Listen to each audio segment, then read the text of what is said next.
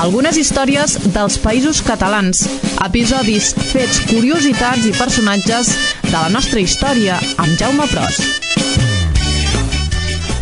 Potser la mort del president Francesc Macià no fou tan èpica com, per exemple, la del president Lluís Companys.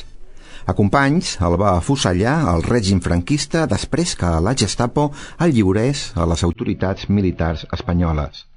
El president Macià, per la seva banda, va morir al llit el dia de Nadal de 1933, als 74 anys d'edat. Déu-n'hi-do, però, com van ser de polèmiques les hores posteriors a la seva mort. Francesc Macià era un home hiperactiu. Poques hores abans de morir es negava a acceptar la trista realitat. Segons deia, encara tenia molta feina a fer.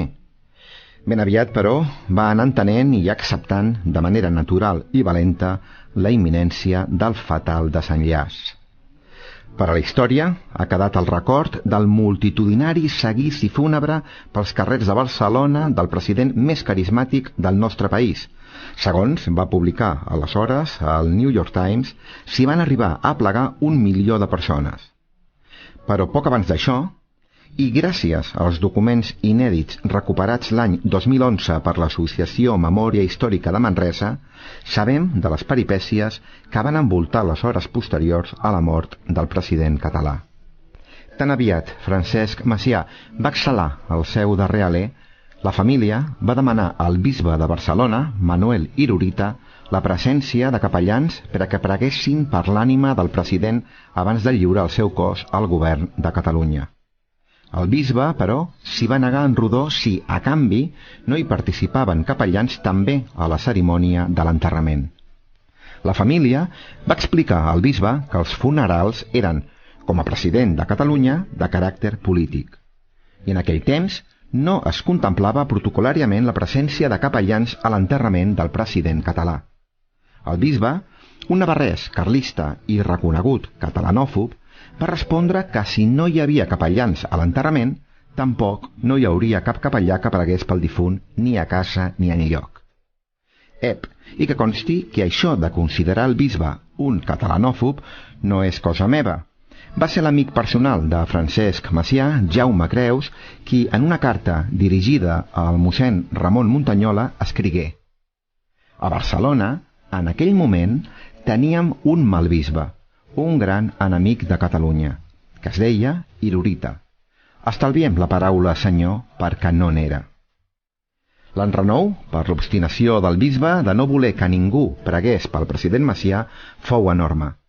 No hi havia manera de fer-lo entendre que tot plegat era una qüestió del protocol del govern de la Generalitat i no pas una decisió de la família del difunt. Així doncs, i encara amb el cos del president Macià al llit, es va decidir tirar pel dret. Això és, enviar una comunicació directa al cardenal tarragoní Vidal i Barraquer, posant-lo al corrent de tot plegat.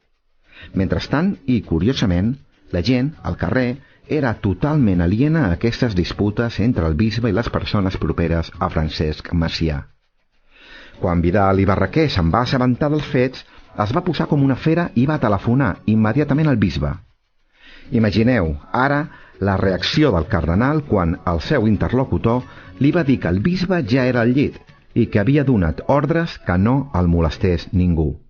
Aleshores, i segons consta textualment en la carta abans esmentada de Jaume Creus a mossèn Ramon Muntanyola, el cardenal, amb energia va comminar al bisbe que es llevés i li va donar l'ordre taxativa que, tot seguit, s'enviés a casa del president el que demanava la família i es donés el degut compliment als seus desitjos. Certament, i gràcies al cardenal Vidal i Barraquer, el president Macià va poder ser enterrat, per fi, després de rebre al seu cos les absoltes que la seva família havia demanat amb tanta insistència a aquell pintoresc i malcarat bisbe. I l'endemà, els catalans van omplir els carrers de Barcelona per acompanyar el fèretre. I pel que fa al bisbe Irurita, llegim a la revista Sapiens, en un reportatge del 2011, que se li va perdre la pista tan aviat va començar la Guerra Civil. Les autoritats franquistes van informar oficialment que Irurita va ser afusellat pels anarquistes, però això mai no ha quedat demostrat. És més, documents de l'època demostren que l'any 1938 tant Franco com l'Església negociaven el seu alliberament com a presoner de les tropes republicanes. Fins i tot, el 28 de gener de 1939, algunes persones van assegurar que l'havien vist tombant per Barcelona. I encara, la seva família mai no va reconèixer el seu cos quan va ser presumptament enterrat a la catedral de la capital del Principat.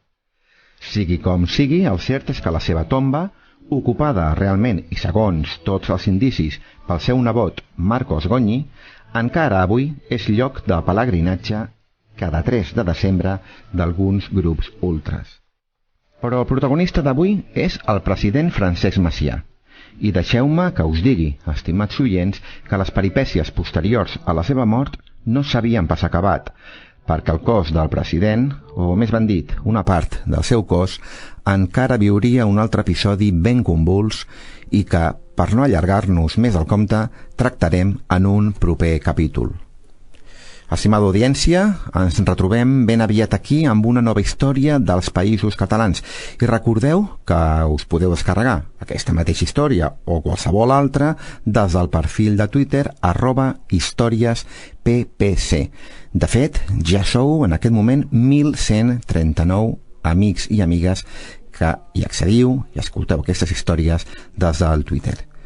Ens retrobem ben aviat aquí, que acabeu de passar un molt bon dia.